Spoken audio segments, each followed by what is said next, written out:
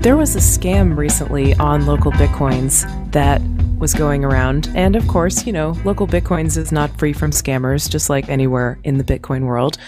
But this was a scam that hadn't been really pulled off before. And what was going on was there was a user who was messaging sellers on local Bitcoins and saying, hey, I have low feedback, but just to, put your fears at ease, I'm sending you a picture of my passport photo. And there was an attachment to the message. And now, first of all, that's pretty strange that somebody would send you a picture of their passport photo. If you're a seller on local Bitcoins, you're probably not going to be doing the whole KYC thing and requiring a picture of government, two forms of government ID or whatever. So there's a red flag right there. However, some people clicked on the picture. And what happened was it took you to a very blurry looking scan of a passport photo where you couldn't see any details anyway, but it was meant to distract you from the fact that all of your Bitcoins on your local Bitcoins wallet were being stolen. And what happened was this somehow, clicking on this picture, and I don't know exactly the computer sciencey details here, but basically what happens is if you click on this attachment, open it in the same window as your local Bitcoins window, it executed a JavaScript that would initiate a withdraw from your local Bitcoins wallet. That's known as a cross-site scripting attack, or XSS. That's basically when software running in one of your windows or tabs is attacking software that's running in another one of your windows or tabs. In this case, the Passport JavaScript Trojan essentially is attacking the local Bitcoins tab. Right. So a lot of sellers on local Bitcoins keep coins in their wallet on local Bitcoins because basically from there, it's pretty easy to fund escrows that later, go into transactions. So it's convenient to have Bitcoins already loaded into local Bitcoins for the purpose of trading. But in this case, this person exploited that fact. Now, there is a bright side to this. Of course, we can learn from this attack. Don't click on any attachments in local Bitcoins, right? And watch out for JavaScript. Those are the two lessons I think that we can take from this. But local Bitcoins has a security feature called two-factor authentication, which you can use an app like Google Authenticator, which creates tokens that expire every 30 seconds. And in order to log in or to withdraw Bitcoins from your account, you've got to enter the token. And the token is, on another device, perhaps like your cell phone or something, or a different computer. And it's a little bit of a way to ensure that you are actually the person who owns the account and you're approving any withdrawals that happen. So in my mind, this is a big plus in the column of two-factor authentication, and also just, being really careful and watching out for scammers and being super skeptical of any kind of attachments like that on a site like local Bitcoins. All right, let's try some advice for security newbies when it comes to Bitcoin. So first of all, advice number one, I think it's great to be careful, but it's very difficult to not click on things when you're on the web. So one of the ways I've found to protect myself against those kinds of attacks is to have my browser in essentially JavaScript denial mode by default. I run some software called NotScript or NoScript. On Chrome, it's called NotScript. On Firefox, it's called NoScript. And basically what this is a JavaScript whitelisting service. If you visit a page you've never visited before, by default, all the JavaScript, Flash, and other executable content is disabled. Only if you select to enable programming and code on that page can you see it. So that's going to break things like your online banking, which you can then selectively re-enable, but it's also going to break things like this cross-site scripting attack. Generally speaking, you do not go running around the internet without wearing some kind of prophylactic, and NotScript is essentially that. The second piece of advice, of course, is don't keep cash on these services. So online wallets suffer from this risk because the keys are not in your control and they're protected by a simple password. They're very easy to get out. So use paper wallets, distribute your funds between multiple services, try to keep it offline as much as possible. The third piece of advice is multi-factor authentication. Quick primer, multi-factor authentication means using more than one way to authenticate yourself. Something you remember, or something you know, which is a password, something you have, which would be a token, such as a smartphone application, key fob, or something like that, perhaps even a USB keychain, And then something you are, which is a third factor of authentication you can use. That would be a biometric like a fingerprint. Something you have, something you know, something you are, or as Chris Hoff puts it, something to beat out of you, something to chop off you, and something to steal. Yikes. So I am going to make a confession here. I am currently not using multi-factor authentication. I sort of made a decision that I just wasn't going to use web services, so, I don't keep money in anything online. And the thought has been that, for the most part, that'll protect me. I also have paper wallets, of course, and things like that, offline backups, but I'm not actually using two-factor authentication. Andreas, do you think, given my particular use cases, I should be? If none of these services have access to either your Bitcoin funds or your US dollar funds to your bank account, then really not a problem as long as you keep the funds limited and you only fill them up when you're doing a transaction. It's not as good as using two-factor authentication, but actually I think it's a better solution than using two-factor authentication and having 100% of your money in online. I'd rather have 2% of your money on online and not use two-factor authentication. So two-factor authentication improves the situation by making it so someone has to compromise two separate devices or two separate, vectors, as opposed to just being able to stumble across one, compromise that one, and take everything you have. I mean, that's the advantage. It doesn't make it impossible to have money stolen from you. It just makes it so that it's more complex. It makes it so that the one factor that most people use, which is something you know, the password, the problem is that can be very easily captured from a weak endpoint through a keylogger. The advantage of having a token like Google Authenticator is that it's much harder to break into that. And generally speaking, when you see compromises that involve two-factor authentication, it's because the service itself was broken, there was a bug somewhere else, or in the last case we saw it was random number generator generating poor quality signatures.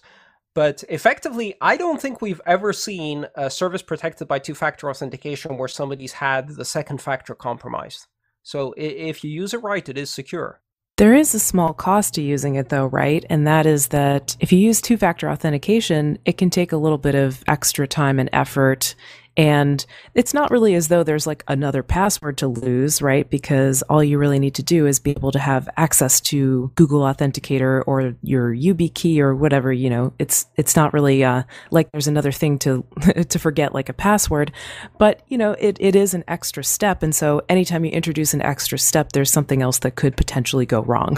Right, absolutely. Though I think what we're seeing again and again this lesson is that without two-factor authentication, money stored in an online account, whether that's Mt. Gox or Coinbase or local Bitcoins or any of them really, is not safe. And it's not safe because these companies are not doing a good job with security. They're doing a relatively good job with security. It's not safe simply because your computer is not safe, and no one can protect you against that except for two-factor authentication. So the problem here is that the endpoints are woefully insecure, and we've reached a point in society where we have invented a digital currency that can be stored on anything, but we haven't yet invented anything that can store digital currency securely. Well, so this kind of brings us naturally into the topic of hardware wallets, which there have been a few, I think I've seen one powered by a Raspberry Pi, and I know that there's a concept floating around called the Trezor that actually is slated to ship at the end of October. I've pre-ordered, and I'm expecting to receive 2 of those. As soon as I get them, I'll let you know. So what is it that a hardware wallet does that is substantially different from it? Because a hardware wallet is not two-factor authentication. A hardware wallet is a distinct device that is only for Bitcoin and therefore can be treated as a secure environment, right? Well, a hardware wallet could be two-factor authentication, or a hardware wallet essentially is a second factor in the authentication scheme. However, a true hardware wallet is one that processes transactions, so it signs stuff. It has keys on it. I think that's really the issue, is being able to store keys in a tamper-proof environment that can be controlled by the user. And usually when you have a hardware wallet, it has another factor, because, it's not the one factor is better than the other. It's the 2 factors are better than one. So if you have a hardware wallet, you still need a PIN or password to protect that hardware wallet. Otherwise, it gets stolen, so does your money. I see. So it's just that the device in that case is a factor, and exactly. The other... Okay, I see. And the device is the something you have. And you need the second factor, which is something you know, and if it had a fingerprint scanner, you'd have a third factor, which is something you are. So one of the natural things that comes up with either a hardware wallet or a second device used in a two-factor authentication scheme, what happens if I'm on a boat and I lean over the side and my phone falls out of my pocket and then my phone is gone? And that's my second authentication device. It's not like I can just load up Google Authenticator on another one of my devices. It was tied to that specific device, right? Yeah, you're gonna have to go back and use the reset mechanisms on each one of those sites to reset the two-factor authentication system. And usually that will involve providing some other proof of identity. And so then it gets into the manual process, and it's not easy. Do you think that this is, the direction that we're going now, where we're essentially adding additional layers to try and make it so that you can't just, get through one layer and be there. Do you think that this is the correct direction to go? Because I had a conversation with Jeffrey Paul a couple of months ago where he told me about Sneak's Law, which is that users cannot or will not adhere to operational security, basically, will not secure their computers because they either can't or they won't. And that's absolutely true. So the way you resolve that is you take operational security and you weave it into the normal workflow or function that the user is doing so that they don't know they're doing operational security. They simply do it. And I think in the case of these hardware wallets, what you're doing is you're making the two-factor aspect of it disappear into the background because you physicalized the money and provided a second factor at the same time.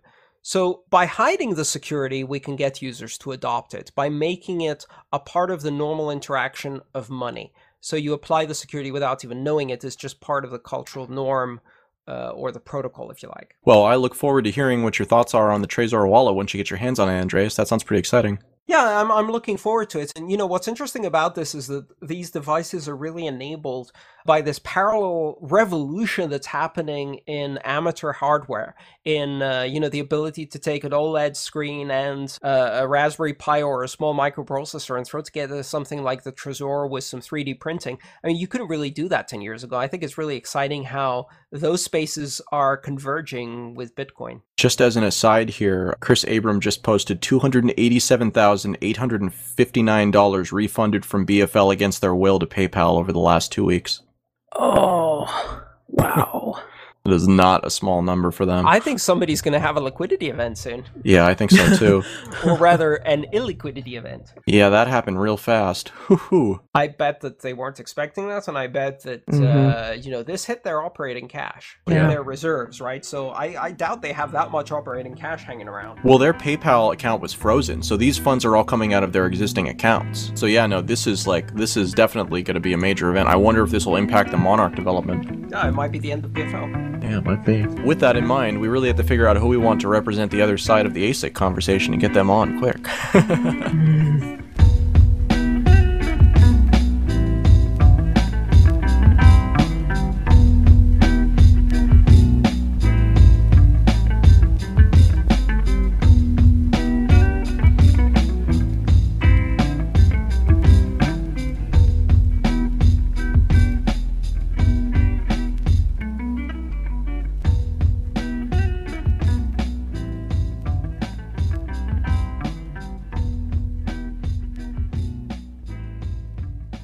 Hi, this is Jason King, founder at Sean's Outpost, and you are listening to Let's Talk Bitcoin. Sean's Outpost is a homeless outreach in Pensacola, Florida, and we are proudly powered by Bitcoin. To date, over 13,000 meals have been fed to the homeless in our area, all purchased with Bitcoin and through the generosity of the cryptocurrency community. Read more about us at seansoutpost.com. Food, shelter, Bitcoin, everybody. Sean'sOutpost.com.